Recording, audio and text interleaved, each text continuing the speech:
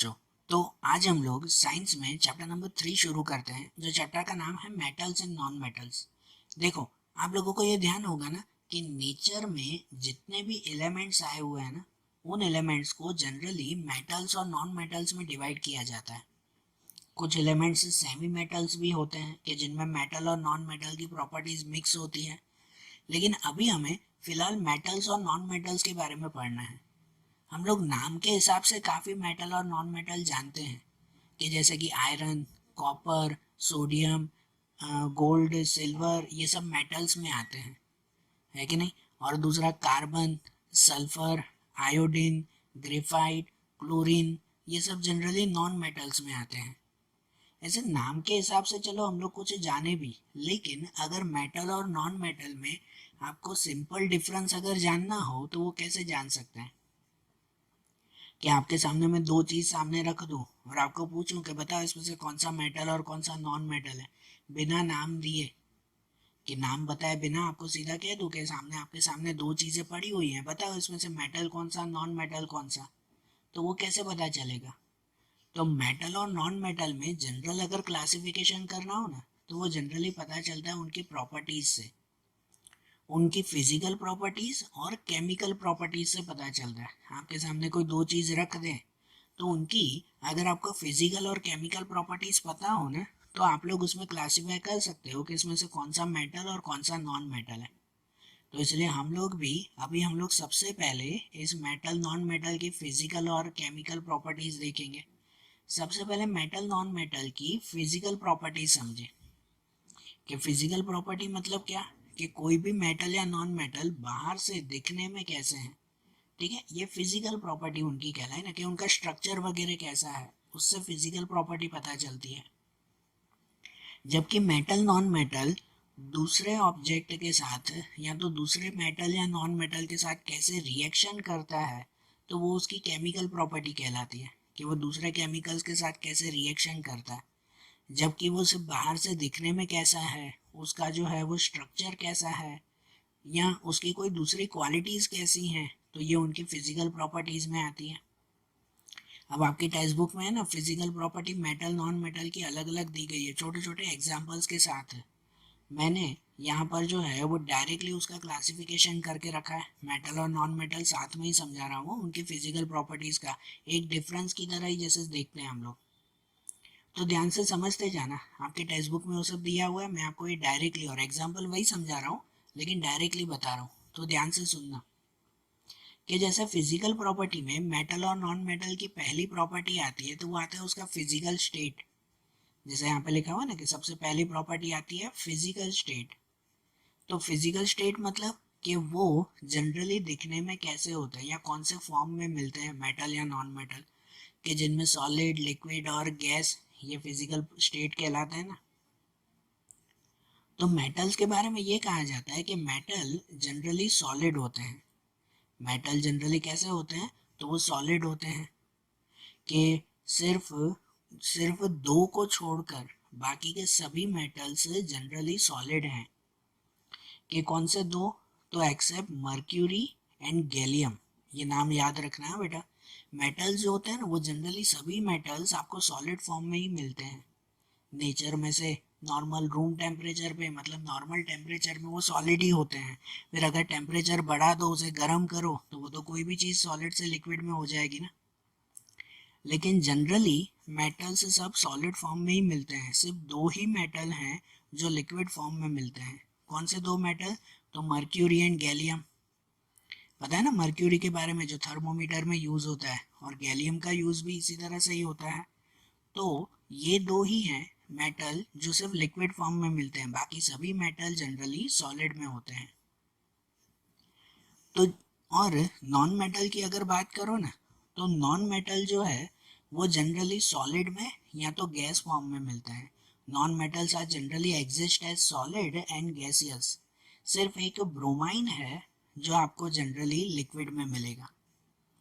Non metal ज़्यादातर non metal solid और gas form में ही होते हैं, और सिर्फ ब्रोमाइन है जो सिर्फ आपको लिक्विड फॉर्म में मिलेगा। सॉलिड फॉर्म में मिलने वाले बहुत सारे हैं ना, कि जैसे कि आयोडीन, क्लोरीन, सोडियम। तो ये सॉरी सोडियम नहीं है, आयोडीन है, क्लोरीन है, ग्रेफाइट है, कार्बन है, ये सब सॉलिड फॉर्म में मिलते हैं। और गैसियस में मिलने वाले जैसे कि हाइड्रोजन है, बराबर, नाइट्रोजन है, ऑक्सीजन है, ये सब नॉन मेटल्स में कहलाते हैं ना, ये सब गैस फॉर्म में। सिर्फ ब्रोमाइन है जो आपको लिक्विड फॉर्म में मिलता है। तो अगर फिजिकल स्टेट के बारे में मेटल और नॉन मेटल में जानो तो ये कहलाता है कि भाई मेटल जनरली सॉलिड ही होते हैं और नॉन मेटल सॉलिड और गैस फॉर्म में मिलते हैं। फिर उसका मेल्टिंग और बॉइलिंग पॉइंट अगर समझे, मेल्टिंग और बॉइलिंग पॉइंट के अकॉर्डिंग अगर देखो तो किसे कहते हैं मेल्टिंग पॉइंट और बॉइलिंग पॉइंट? मेल्टिंग पॉइंट मतलब वो कहलाता है कि जिस टेम्परेचर पे उसका कन्वर्ट सॉलिड से लिक्विड में होता हो, जिस टेम्परेचर पे सॉलिड का लिक्विड में कन्वर्ट होता हो तो उसे उसका मेल्टिंग पॉइंट कहते हैं। कि जैसे आपके सामने अगर गोल्ड रखा हुआ हो तो वो गोल्ड जनरली सॉलिड फॉर्म में ही होगा ना, लेकिन अगर उसे लिक्विड बनाना हो तो क्या उसको जो है वो आग पे रखते ही वो पिघल जाएगा? नहीं, उसका एक फिक्स टेम्परेचर होता है ना, हर एक का मेल्टिंग पॉइंट होता है कि नहीं। तो वो मेल्टिंग पॉइंट, जैसे अगर उस गोल्ड को पिघलाना है तो जब तक उसको उसके मेल्टिंग पॉइंट तक गर्म न करो तो तब तक वो पिघलता नहीं है। जैसे कि आयरन है ना, आयरन को भी अगर पिघलाना हो तो उसका मेल्टिंग पॉइंट भी तो बहुत ज़्यादा होता है कि नहीं। मतलब मेटल्स जो होते हैं ना, मेल्टिंग पॉइंट के बारे में अगर मेटल्स के बारे में कहा जाए ना तो मेटल्स का मेल्टिंग पॉइंट जनरली बहुत हाई होता है, हाई मेल्टिंग पॉइंट। मतलब कि उसको बहुत ज़्यादा गर्मी देने के बाद ही उसका सॉलिड का लिक्विड में कन्वर्ट होता है। जैसे कि आयरन के बारे में कहा जाता है तो जनरली आयरन जो है वो उसको 1800 टू 2000 सेल्सियस पे गर्म करो ना, 2000 सेल्सियस इतने टेम्परेचर पे गर्म करो तब जाकर वो आयरन पिघलता है। तो उसका मेल्टिंग पॉइंट कितना हाई कहलाया। और बॉइलिंग पॉइंट, बॉइलिंग पॉइंट के बारे में अगर कहो तो बॉइलिंग पॉइंट मतलब कि जिस टेम्परेचर पे लिक्विड का कन्वर्ट गैस में होता है, लिक्विड को गर्म करो तो वो गैस में कन्वर्ट होता है ना, तो जिस टेम्परेचर पे लिक्विड का कन्वर्ट गैस में होता हो ना तो वो उसका क्या कहलाता है? बॉइलिंग पॉइंट कहलाता है। जैसे नॉर्मल अगर पानी को ही हमें गर्म करना हो तो हमें भी पता है कि गैस पे रखते ही पानी गर्म नहीं हो जाता, ठीक है ना। वो जब तक उसके बॉइलिंग पॉइंट पे नहीं पहुंचेगा, जैसे वाटर का बॉइलिंग पॉइंट 100 डिग्री सेल्सियस होता है, तो जब तक वो 100 डिग्री सेल्सियस पे नहीं पहुंचेगा तो तब तक वो पानी गर्म होगा नहीं। तो ऐसे लिक्विड का गैस में कन्वर्ट करना उसे बॉइलिंग पॉइंट कहते हैं ना। तो मेटल के बारे में ही, मेटल का मेल्टिंग पॉइंट भी बहुत ज़्यादा होता है और बॉइलिंग पॉइंट भी बहुत ज़्यादा होता है। मेटल जनरली है high melting and boiling point.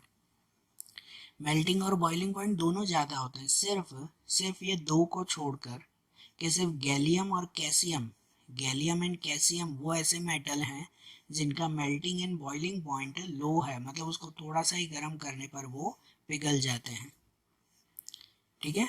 ये दो नाम जब भी ये एक्सेप्ट करके लिखा हुआ है ना कि ये अलग से जो दो नाम, ये नाम खास याद रखा करो कि सिर्फ गैलियम और कैसियम ऐसे मेटल्स हैं कि जिनका मेल्टिंग और बॉइलिंग पॉइंट बहुत लो है, बरोबर। और नॉन मेटल के बारे में तो उसका अपोजिट, कि non metal have low melting point and boiling point. Non metal का मेल्टिंग पॉइंट और बॉइलिंग पॉइंट बहुत कम होता है, मतलब वो आसानी से थोड़े से ही टेम्परेचर पे पिघल जाते हैं या तो बॉईल होने लगते हैं। सिर्फ दो नॉन मेटल को छोड़कर, जिनमें आता है डायमंड और ग्रेफाइट, है ना, डायमंड और ग्रेफाइट ये दो ऐसे नॉन मेटल हैं जिनका मेल्टिंग और बॉइलिंग पॉइंट बहुत ज़्यादा है। डायमंड का मेल्टिंग पॉइंट वो जनरली मेटल्स से भी ज़्यादा होता है, पता ना, डायमंड वो सबसे हार्डेस्ट मटेरियल कहलाता है, सबसे हार्ड मटेरियल, उसका मेल्टिंग पॉइंट वो जनरली मेटल से भी ज़्यादा होगा। तो नॉन मेटल में जनरली सब में लो मेल्टिंग पॉइंट होता है और लो बॉइलिंग पॉइंट होता है, सिर्फ ये डायमंड और ग्रेफाइट को छोड़कर, कि इन दोनों का मेल्टिंग पॉइंट बहुत ज़्यादा होता है, बरोबर। तो मेल्टिंग एंड बॉइलिंग पॉइंट समझ में आया ना। उसके बाद दूसरी अगर इनकी प्रॉपर्टी देखें तो वो आता है कि डेंसिटी, कि इनकी डेंसिटी कैसे होती है। डेंसिटी मतलब समझो कि भाई ये मटेरियल जो है वो कितने घाटे होते हैं वो, बराबर ना, इनकी घट्टता या इनकी समझो कि भाई ये कितने घाटे होते हैं, सिंपल मीनिंग में वो। तो मेटल मेटल की डेंसिटी जनरली ज़्यादा होती है, मेटल ज़्यादा डार्क, ज़्यादा जो है वो गाढ़े होते हैं ना, जबकि नॉन मेटल, तो नॉन मेटल की डेंसिटी कम होती है, ये ज़्यादा जो है वो डार्क नहीं होते, मतलब कि भाई ज़्यादा जो है वो ये गाढ़े नहीं होते। डेंसिटी के बाद दूसरा आता है मेलेबिलिटी एंड डक्टिलिटी। तो मेलेबिलिटी मतलब क्या कहते हैं? मेलेबिलिटी मतलब वो कहलाता है कि ऐसी प्रॉपर्टी या मेटल की ये प्रॉपर्टी कि जिनमें उस मेटल को हैमरिंग करके, मतलब मेटल को हथौड़ा मारकर उसमें से पतली शीट बना सकते हो, मतलब कि पतले जो है वो पतरे बना सकते हो, तो वो उसकी मेलेबिलिटी की प्रॉपर्टी कहलाती है। तो जिन चीज़ों को हथौड़ा मारकर एकदम पतला पतरा बना सकते हो ना, तो वो मेलेबिलिटी कहलाती है। तो क्या मेटल वो मेलेबल कहलाते हैं? मेलेबल मतलब मेटल्स को जो है वो हथौड़ा मारकर उसमें से पतरे बना सकते हैं, तो आप बना सकते हैं ना, आयरन के पतरे बनते हैं, स्टील के बनते हैं कि नहीं? तो ये सब जो है मतलब मेटल वो मेलेबल कहलाता है। जबकि नॉन मेटल, तो नॉन मेटल वो मेलेबल नहीं होता, ठीक है ना, नॉन मेटल मेलेबल नहीं होता, उनको जो है वो हथौड़ी मारकर पतरे नहीं बना सकते। जैसे कि कार्बन होता है, तो कार्बन को अगर हथौड़ी मारोगे तो क्या वो चपटा होगा, पतरा बनेगा? नहीं, वो तो पाउडर बन जाएगा ना, एकदम भूखा हो जाएगा ना कार्बन का। तो ठीक है ना, नॉन मेटल में जो कार्बन आता है वो, या तो फिर नॉन मेटल में ही जैसे ग्रेफाइट आता है, तो उसको भी अगर जो है वो आप लोग जरा सा उस पर हथौड़ा मारो तो वो तो एकदम चूरा हो जाएगा ना, पाउडर बन जाएगा उसका, वो चपटा होकर पतरे जैसा, शीट जैसा बन पाता नहीं है। तो मेलेबिलिटी मतलब क्या समझ में आया ना, कि मेटल या नॉन मेटल को उनको हैमरिंग करके, मतलब हथौड़े से मार कर उनमें से पतली शीट बनाना, पतले जो है वो ये पतरे बनाना, तो वो प्रॉपर्टी मेलेबिलिटी की प्रॉपर्टी कहलाती है। और दूसरी प्रॉपर्टी उसके साथ आती है, वो आती है डक्टिलिटी। तो डक्टिलिटी मतलब क्या? डक्टिलिटी मतलब वो प्रॉपर्टी कहलाती है कि जिसके अंदर जो है वो इन मेटल या नॉन मेटल को खींच कर उनमें से पतली वायर बनाई जाती हो, उसको वायर की तरह बना सकते हो, तो उसे डक्टिलिटी कहते हैं। तो क्या मेटल में से वायर बना सकते हैं? क्या मेटल वो डक्टाइल कहलाते हैं? डक्टाइल मतलब कि भाई उनमें से वायर बना सकते हैं हम लोग, तो हाँ, मेटल डक्टाइल कहलाते हैं, मेटल में से वायर बनती है। जैसे कि कॉपर की वायर जो भी इलेक्ट्रिसिटी में यूज होती है वो कॉपर की वायर होती है ना, मेटल में से ही बनती है ना, कि उसको खींचकर कॉपर की वायर बना सकते हैं। या जैसे गोल्ड और सिल्वर, तो गोल्ड और सिल्वर तो उसकी चेन नहीं बनाते, पतली सी चेन बनाते हैं, है कि नहीं? तो मतलब उनमें से भी वायर बन सकती है ना, ठीक है ना। गोल्ड और सिल्वर को तो जो है वो हथौड़े से मारकर उसमें से पतरे भी बना सकते हैं, मतलब गोल्ड सिल्वर वो मेलेबल भी है और डक्टाइल भी है, मतलब उनमें से शीट भी बना सकते हैं और साथ में वायर भी बना सकते हैं। तो मतलब मेटल के लिए कहा जाता है कि मेटल वो मेलेबल भी है एंड डक्टाइल भी है। जबकि नॉन मेटल के बारे में अगर कहें, तो non metal they are neither malleable and nor ductile, कि ना ही वो मेलेबल होते हैं ना ही डक्टाइल होते हैं, मतलब उनमें से खींचकर वायर भी बना सकते नहीं है। कोई कार्बन, ग्रेफाइट, आयोडीन, इनमें से ये नॉन मेटल्स, इनमें से कोई भी खींचकर वायर भी नहीं बना सकते हम लोग। समझ में आई ये बात? तो ये भी एक प्रॉपर्टी हुई ना, मेलेबिलिटी एंड डक्टिलिटी। उसके बाद आता है electrical and thermal conductivity. Electrical and thermal conductivity, तो इलेक्ट्रिकल मतलब इलेक्ट्रिसिटी और थर्मल मतलब हीट। तो क्या मेटल और नॉन मेटल वो गुड कंडक्टर या तो बैड कंडक्टर कहलाते हैं, वो इसमें बताना है। पहले इलेक्ट्रिसिटी के बारे में समझो। तो क्या वो मेटल्स वो गुड कंडक्टर ऑफ इलेक्ट्रिसिटी कहलाते हैं? गुड कंडक्टर मतलब कि क्या उसमें से इलेक्ट्रिसिटी पास होती है? तो हाँ, मेटल में से इलेक्ट्रिसिटी पास होती है, वो गुड कंडक्टर कहलाते हैं, कि गुड कंडक्टर ऑफ इलेक्ट्रिसिटी। तो इलेक्ट्रिसिटी पास होने का मतलब क्या? इलेक्ट्रिसिटी पास होती है इसका मतलब क्या, कि सपोज एक जस्ट एक्सपेरिमेंट की तरह, ध्यान से सुनना, कि एक एक्सपेरिमेंट की तरह, कि सपोज आपके पास जो है वो आयरन की लंबी सी रोड हो, ठीक है ना, एक लंबा सा जो है वो ये सलिया आपके पास हो आयरन का, है ना, काफ़ी लंबा, समझो कोई 10 फुट का हो, कि भाई एक कोने से दूसरे कोने या एक रूम से दूसरे रूम तक ऐसा आयरन का सलिया हो। एक एग्जाम्पल बता रहा हूँ, इतना लंबा तो इसलिए क्लियर हो। तो अगर 10 फुट का आपके पास पाइप है, सलिया है, आयरन की रोड है, कुछ भी, ठीक है, मेटल का, तो उसमें अगर एक कोने पर आप इलेक्ट्रिक करंट लगाओगे, 10 फुट का है इतना लंबा, तो उसमें एक कोने पे अगर आप लोग वायर से जो है वो उसके ऊपर इलेक्ट्रिक करंट लगाओगे, तो क्या दूसरे कोने पर हाथ रखने पर उस पर करंट आएगा? 10 फुट का लंबा जो है वो ये सलिया हो आपके पास, और एक कोने पे खाली जो है वो जरा सा करंट लगाओ, तो क्या वो करंट 10 फुट दूर दूसरे कोने पर भी आएगा? तो हाँ, आएगा। इसे ही तो कहते हैं ना गुड कंडक्टर ऑफ इलेक्ट्रिसिटी, कि उसमें से इलेक्ट्रिसिटी पास होती है। मेटल्स होते हैं ना, वो इलेक्ट्रिसिटी को पास करते हैं, कि एक कोने पे अगर आप करंट लगाओ ना तो वो करंट दूसरे कोने पर भी आएगा। ठीक है, इसलिए तो ये जो वायर सब बनती है वो कॉपर की वायर बनती है ना, तो उस कॉपर के वायर में सब करंट तो पास होता ही है ना हमेशा। जैसे आप स्विच ऑन करते हो तो स्विच ऑन करते ही वो करंट बल्ब तक या फैन तक या टीवी तक वो पहुंचता है ना, तभी तो वो बल्ब फैन टीवी चलते हैं ना। मतलब मेटल वो करंट को पास करता है, जबकि नॉन मेटल, तो नॉन मेटल करंट को पास नहीं करता। वो बैड कंडक्टर या तो पुअर कंडक्टर कहलाते हैं। मतलब ऐसे ही ये 10 फुट का आपने जैसे आयरन का रोड लिया, लोखंड का जैसे सलिया लिया, उसी की जगह पर अगर आप 10 फुट का लकड़ा लेके रखो ना, ठीक है ना, एक वुडन जो है वो ये रोड अगर आप लोग अपने पास रखो और उसमें लकड़े में एक कोने पे अगर आप लोग करंट लगाते हो, तो क्या 10 फुट दूर दूसरे कोने पे करंट आएगा? तो नहीं आएगा उसमें। ठीक है, क्योंकि नॉन मेटल वो करंट को पास करता नहीं है, वो पुअर कंडक्टर कहलाता है। उसी तरह से करंट के साथ साथ थर्मल मतलब कि हीट को, क्या गर्मी को भी मेटल और नॉन मेटल पास करते हैं? तो हाँ, मेटल पास करते हैं गर्मी को।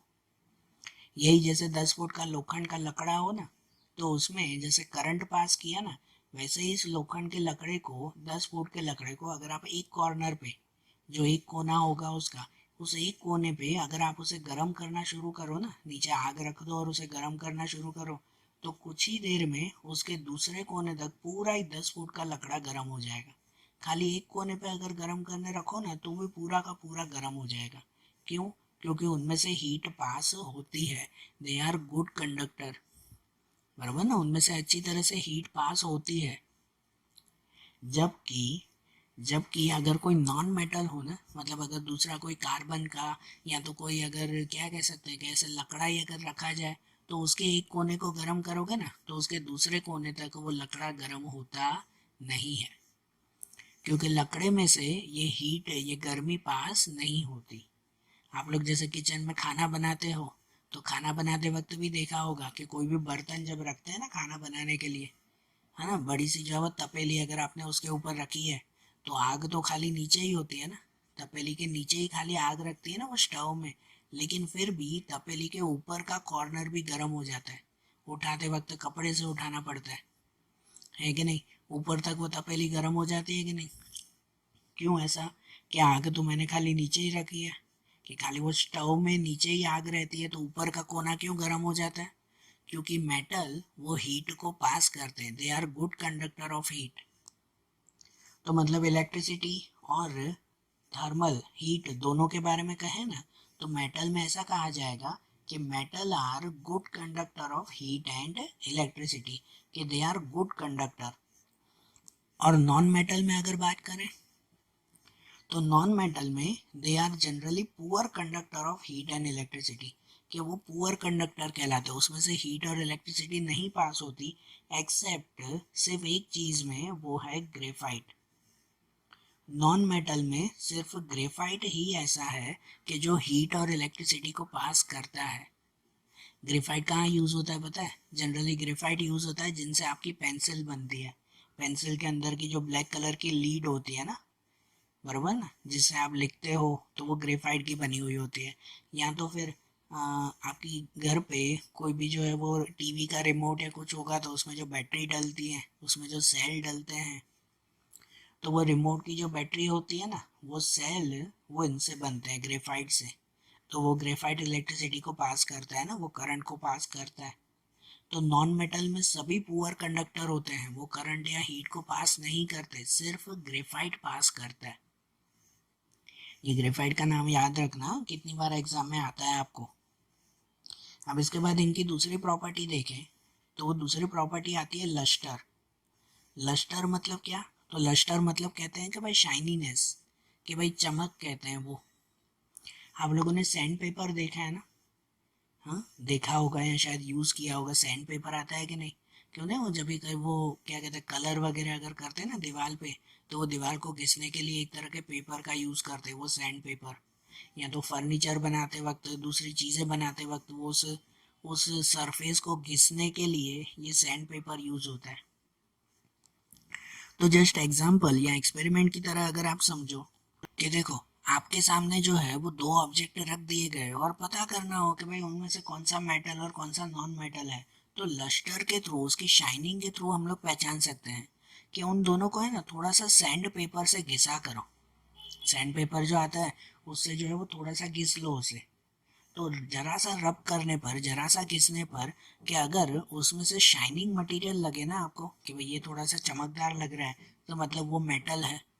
और जिसमें अगर शाइनिंग न लगती हो आपको कि नहीं भाई इसमें तो कोई शाइनिंग नहीं है, तो वो जनरली नॉन मेटल होगा, है कि नहीं? मतलब कि मेटल्स को शाइनिंग लस्टर होता है, they possess shining lustre. Metals में शाइनिंग ज़्यादा होती है, गोल्ड, सिल्वर, आयरन, आपको पता ही है कि ये चीज़ें जो है वो ज़्यादातर शाइनिंग होती हैं, दूर से ही चमकदार लगती है ना। जबकि नॉन मेटल में लस्टर नहीं होता, उनमें शाइनिंग नहीं होती। कोल आपने देखा है, कोयला देखा है, उसमें शाइनिंग होती है। कोल है, ग्रेफाइट है, आयोडीन है, ये चीज़ें डल होती हैं, इनमें कोई शाइनिंग नहीं होती। नॉन मेटल में एक्सेप्ट आयोडीन, सिर्फ आयोडीन ऐसा होता है, ये भी नाम याद रखना कि नॉन मेटल में सिर्फ आयोडीन ऐसा है कि जिसमें थोड़ी सी शाइनिंग होती है, बाकी कोई भी नॉन मेटल में कोई शाइनिंग होती नहीं है। बरोबर। तो उनकी फिजिकल प्रॉपर्टी में एक ये लस्टर भी आता है ना, मतलब शाइनिंगनेस आती है कि मेटल्स जनरली लस्टर होते हैं, वो थोड़े से चमकदार होते हैं, और नॉन मेटल में लस्टर होता नहीं है। उसके बाद आता है सोनोरस साउंड। तो सोनोरस साउंड मतलब क्या? कि एक तरह का तीखा आवाज। कोई भी मेटल होगा ना, आप लोग ट्राई करना आपके घर में जो है वो कोई भी अगर मेटल हो, मेटल की चीज, लोखंड की चीज या दूसरे कोई भी चीज, कोई कॉपर का जो है वो बर्तन हो आपके घर पे, तो उसको जो है वो जरा सा हाथ से या कोई चीज से, आपके हाथ में पेन होगी, पेंसिल होगी, तो उसी से ही जरा सा स्ट्राइक करके देखना। ठीक है, उसके ऊपर स्ट्राइक करके देखना, उस मेटल के ऊपर मार के देखना। तो जो मेटल होता है ना, उस पे मारने से थोड़ा सा सोनोरस साउंड आता है, थोड़ा सा पतला तीखा आवाज आता है, वो आवाज ही अलग होता है। जबकि नॉन मेटल, कोई लकड़ा हो ना आपके पास, कोई लकड़े की टेबल हो, तो उसके ऊपर जो है वो पेंसिल से मार के देखना, तो उसमें सोनोरस साउंड नहीं आता, उसमें थोड़ा सा हार्ड साउंड आता है, डार्क एंड हार्ड साउंड उसमें से मिलता है। तो मतलब मेटल में वो सोनोरस साउंड होता है, जबकि नॉन मेटल में वो सोनोरस साउंड होता नहीं है। ठीक है। और उसके बाद उसकी आखिरी फिजिकल प्रॉपर्टी आती है, वो आती है उसकी हार्डनेस। हार्डनेस कि भाई मेटल या नॉन मेटल कितने हार्ड होते हैं। तो जनरली मेटल जो है वो ये ज़्यादा हार्ड कहलाते हैं। मेटल काफ़ी हार्ड होते हैं, मेटल अक्सर सॉलिड फॉर्म में ही मिलता है ना, तो वो ज़्यादा हार्ड होते हैं। Except sodium and potassium. Na and K, Na मतलब सोडियम, K मतलब पोटेशियम। कि जनरली सोडियम एंड पोटेशियम ये दो ऐसे हैं कि जो हार्ड नहीं है, कि वो एकदम सॉफ्ट है, इतने सॉफ्ट कि उसे आप बटर की तरह नाइफ से काट सकते हो। सोडियम तो इतना सॉफ्ट आता है कि उसे बटर की तरह जो है वो आप लोग काट सकते हो चाकू से। ठीक है ना? तो ये मेटल्स वो जनरली हार्ड होते हैं, जनरली काफ़ी कड़क होते हैं, सिर्फ सोडियम और पोटेशियम को छोड़ के वो बहुत सॉफ्ट होते हैं। और नॉन मेटल के बारे में अगर कहा जाए तो नॉन मेटल जनरली सॉफ्ट होते हैं, वो ज़्यादातर सॉफ्ट ही होते हैं, हार्ड नहीं, सिर्फ एक को छोड़कर, कौन सा? डायमंड। तो नॉन मेटल में सिर्फ डायमंड ही ऐसा है जो सॉफ्ट नहीं है, हार्ड है। डायमंड सबसे हार्डेस्ट मटेरियल कहलाता है, वो मेटल से भी ज़्यादा हार्ड कहलाता है ये। बराबर। तो देखो ये सब हमने इनके फिजिकल प्रॉपर्टीज देखी ना, मेटल और नॉन मेटल की, कि यही मेटल और नॉन मेटल की फिजिकल प्रॉपर्टीज से जनरली हम लोग उसे पहचान सकते हैं कि कौन सी चीज़ मेटल है और कौन सी चीज़ नॉन मेटल है। और अब ऐसे ही उनकी फिजिकल प्रॉपर्टीज के साथ अब दूसरा हम लोग देखेंगे, वो आएगा उसकी केमिकल प्रॉपर्टीज, उनकी केमिकल प्रॉपर्टी मेटल और नॉन मेटल की। अब केमिकल प्रॉपर्टी मतलब क्या, कि ये मेटल और नॉन मेटल दूसरी चीज़ों के साथ कैसा रिएक्शन करते हैं, दूसरी चीज़ों के साथ क्या रिएक्शन करते हैं वो। तो इनका रिएक्शन है ना, हम लोग एक एक करके समझेंगे, ध्यान से समझना है इनका। यहाँ पे समझो मैंने नोट्स की तरह ही सब लिखा हुआ है, तो वो अच्छी तरह से ध्यान देना। कि जैसे केमिकल प्रॉपर्टी में सबसे पहले हम लोग स्टेप देखें तो वो आता है रिएक्शन विद ऑक्सीजन, कि मेटल और नॉन मेटल ऑक्सीजन के साथ क्या रिएक्शन करते हैं। उनमें से भी पहले मेटल्स के बारे में समझें कि ये मेटल्स ऑक्सीजन के साथ क्या रिएक्शन करते हैं। तो इसका सिंपल रिएक्शन ये आता है, सिर्फ ये इतना पॉइंट याद रखा करो, उसके बाद के पॉइंट तो ठीक है वो नॉलेज के लिए हैं आपको, लेकिन ये पॉइंट याद रखा करो कि भाई मेटल को, कोई भी मेटल को ऑक्सीजन से अगर मिक्स करेंगे ना तो वो बनेगा मेटल ऑक्साइड। ये रूल याद रखना कि मेटल प्लस ऑक्सीजन तो वो मेटल ऑक्साइड बनेगा। कि जैसे एक एग्जांपल, कि अगर सोडियम है, Na मतलब सोडियम, तो सोडियम को अगर ऑक्सीजन से मिक्स करो तो वो बनेगा सोडियम ऑक्साइड, Na2O मतलब सोडियम ऑक्साइड, बराबर ना। ये जस्ट एग्जांपल ना, कि अगर ऐसा कोई भी मेटल हो ना, आयरन को ऑक्सीजन से मिक्स करो तो वो आयरन ऑक्साइड बनेगा, कॉपर को ऑक्सीजन से मिक्स करो तो वो कॉपर ऑक्साइड बन जाएगा। तो कोई भी मेटल को ऑक्सीजन से मिक्स करो तो वो क्या बन जाएगा, मेटल ऑक्साइड बन जाएगा, बराबर। और ये जो मेटल ऑक्साइड बनता है ना, ये मेटल ऑक्साइड जनरली कैसे कहलाते हैं, एसिड या बेस। एसिड कहलाते हैं या बेस कहलाते हैं, हमने सेकेंड चैप्टर में ये समझा था कि जनरली जो भी मेटल ऑक्साइड होते हैं ना, वो जनरली बेस कहलाते हैं, कि मेटल फॉर्म बेसिक ऑक्साइड। मतलब ये जो ऑक्साइड बनता है वो जनरली कैसे होते हैं, बेस फॉर्म में होते हैं। लेकिन एक्सेप्ट, जैसे हमने आगे फिजिकल प्रॉपर्टी में भी देखा ना, एक दो अलग होते हैं, कि एक्सेप्ट जिंक एंड एल्यूमिनियम। ये नोट याद रखना बेटा, कि सिर्फ जिंक और एल्यूमिनियम ऐसे हैं जो एम्पोटेरिक ऑक्साइड कहलाते हैं। क्या कहलाते हैं, एम्पोटेरिक ऑक्साइड। एम्पोटेरिक ऑक्साइड मतलब उनमें दोनों ही एसिड और बेस दोनों प्रॉपर्टीज होती हैं। जनरली जो मेटल ऑक्साइड बनता है ना, उसमें खाली बेस की प्रॉपर्टी ही होती है, एसिड की प्रॉपर्टी नहीं। लेकिन जिंक और एल्यूमिनियम ऐसा है कि जो एम्फोटेरिक ऑक्साइड कहलाते हैं, मीन्स कि दे show the properties of both acidic and basic oxide, कि उनमें एसिड और बेस दोनों प्रॉपर्टीज होती हैं, बराबर। ये नोट की तरह याद रखना। और ये चीज़ ध्यान रखना कि मेटल को ऑक्सीजन से मिक्स करो तो मेटल ऑक्साइड बनता है, और ये मेटल ऑक्साइड जनरली बेस कहलाते हैं। और दूसरा एक ये पॉइंट कि most of the metal oxide are insoluble in water and some of them dissolved to form alkali। ये एक नोट की तरह याद रखना जो मैं समझा रहा हूँ, कि ज़्यादातर ये जो मेटल ऑक्साइड होते हैं ना, जो मेटल को ऑक्सीजन से मिक्स करो तो वो मेटल ऑक्साइड बनते हैं, कि ये मेटल ऑक्साइड वो वाटर में इनसॉल्युबल होते हैं। वाटर में कैसे कहलाते हैं, इनसॉल्युबल। मतलब अगर मेटल ऑक्साइड बन जाए ना तो वो पानी में मिक्स होते नहीं है। सिर्फ दो मेटल ऑक्साइड ऐसे हैं जो पानी में मिक्स होते हैं। कौन से दो, तो वो होते हैं sodium oxide and potassium oxide. कौन कौन से, नाम याद रखना, sodium oxide and potassium oxide. Sodium मतलब Na और दूसरा पोटेशियम मतलब K। ये दो नाम ऐसे हैं कि जिसको ऑक्सीजन के मिक्स करने के बाद वो वाटर में सॉल्युबल होते हैं। बाकी के सभी वो वाटर में कैसे कहलाते हैं, इनसॉल्युबल कहलाते हैं, वो पानी में मिक्स नहीं हो पाते। ठीक है, जो यहाँ पे लिखा है ना कि सम ऑफ देम डिसॉल्व्ड, कि कुछ ही उसमें मिक्स होते हैं और क्या बनाते हैं, एल्केली बनाते हैं। एल्केली मतलब कि भाई बेस सॉल्यूशन बनाते हैं, कि जिनमें जनरली जो है वो ये जैसे सोडियम ऑक्साइड, ये Na2O सोडियम ऑक्साइड कहला है ना, कि सोडियम ऑक्साइड को H2O वाटर के साथ मिक्स करो तो NaOH सोडियम हाइड्रोक्साइड बनाता है। ठीक है, जो एक तरह का बेस कहलाया, एल्केली कहलाया।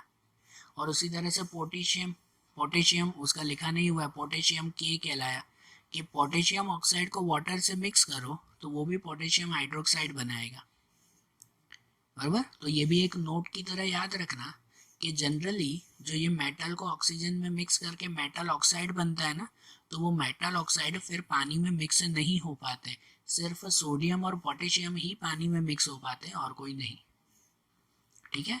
तो मेन रूल तो यही है कि मेटल को ऑक्सीजन से मिक्स करने पर मेटल ऑक्साइड बनता है, लेकिन उन दोनों में ये दो रूल्स उसके साथ याद रखना, ठीक है। तो ये जैसे मेटल का देखा ना ऑक्सीजन के साथ रिएक्शन, अब ऐसे ही हम लोग दूसरा देखें कि भाई रिएक्शन ऑफ ऑक्सीजन अब नॉन मेटल्स का, केमिकल प्रॉपर्टी में ही नॉन मेटल का ऑक्सीजन के साथ क्या रिएक्शन होता है। तो नॉन मेटल का भी ऑक्सीजन के साथ वही रिएक्शन होता है जो मेटल का होता है, मतलब कि अगर नॉन मेटल को भी ऑक्सीजन से मिक्स करो ना तो वो नॉन मेटल ऑक्साइड बनाता है, मेटल को भी ऑक्सीजन से मिक्स करो तो क्या बनाता है, मेटल ऑक्साइड। तो वैसे ही नॉन मेटल को ऑक्सीजन से मिक्स करो तो भी वो नॉन मेटल ऑक्साइड ही बनाएगा, यही रूल याद रखना। कि जैसे कि कार्बन, कार्बन को ऑक्सीजन से मिक्स करो तो वो कार्बन डाइऑक्साइड बनाएगा, सही बात है ना। और नॉन मेटल ऑक्साइड जो होते हैं ना वो जनरली कैसे होते हैं, एसिड या बेस। तो नॉन मेटल ऑक्साइड वो एसिडिक ऑक्साइड होते हैं, मतलब वो एसिड होते हैं। आगे हमने मेटल ऑक्साइड देखा, वो मेटल ऑक्साइड कैसे होते हैं, बेस होते हैं। जबकि नॉन मेटल ऑक्साइड, तो नॉन मेटल ऑक्साइड कैसे कहलाते हैं, एसिड कहलाते हैं, बराबर। ये प्रॉपर्टी खास याद रखना। सिर्फ ये दो को छोड़कर, सिर्फ ये दो को छोड़कर, जैसे उसमें हमने जिंक और एल्यूमिनियम देखा ना, वैसे ही नॉन मेटल में ये कार्बन मोनोक्साइड CO, CO मतलब कार्बन मोनोक्साइड कहलाता है, CO2 मतलब कार्बन डाइऑक्साइड कहलाता है। ये सिर्फ CO मतलब carbon monoxide and H2O water जो कहते हैं वो न्यूट्रल ऑक्साइड है। न्यूट्रल ऑक्साइड मतलब कि उसमें एसिड और बेस दोनों प्रॉपर्टीज होती नहीं है, ना वो एसिड है ना बेस है, they are neither acid nor basic in nature, बराबर। तो ये चीज़ ध्यान रखो कि नॉन मेटल ऑक्साइड वो जनरली एसिड ही होते हैं, सिर्फ कार्बन मोनोक्साइड एंड वाटर वो दोनों न्यूट्रल कहलाते हैं, ना वो एसिड होते हैं ना बेस होते हैं। और वही कि नॉन मेटल ऑक्साइड जो होते हैं वो वाटर में सॉल्युबल होते हैं या नहीं, हमने मेटल में देखा ना कि मेटल ऑक्साइड वाटर में सॉल्युबल नहीं होते। और क्या नॉन मेटल ऑक्साइड वाटर में सॉल्युबल होते हैं, तो हाँ होते हैं। Non metal oxide they are soluble in water, कि वो पानी में मिक्स हो जाते हैं। और कोई भी नॉन मेटल ऑक्साइड पानी में मिक्स हो ना तो वो प्रॉपर एसिड बनाता है, ये भी चीज़ ध्यान रखना। कोई भी नॉन मेटल ऑक्साइड अगर पानी में मिक्स होता है तो वो क्या बनाता है, एसिड बनाता है, कि they dissolve in water to form acid. मतलब जैसे सल्फर है कि sulphur dioxide non metal oxide, तो उसमें यही कहला है ना सल्फर डाइऑक्साइड, कि सल्फर डाइऑक्साइड को अगर वाटर में मिक्स करो तो वो क्या बनाएगा, सल्फ्यूरिक एसिड H2SO3, वो सल्फ्यूरिक एसिड बनाएगा। तो कोई भी नॉन मेटल ऑक्साइड को अगर वाटर में मिक्स करोगे तो वो मिक्स होगा वाटर में और वो प्रॉपर एसिड बनाएगा, ठीक है। तो ये केमिकल प्रॉपर्टीज जो है वो ध्यान रखना। आज जैसे ऑक्सीजन के साथ हमने उसका रिएक्शन देखा ना कि केमिकल प्रॉपर्टीज में मेटल और नॉन मेटल ऑक्सीजन से क्या रिएक्शन करते हैं, अब ऐसे ही इनके दूसरे रिएक्शंस हम लोग अगले वीडियोस में देखेंगे। Okay, thank you.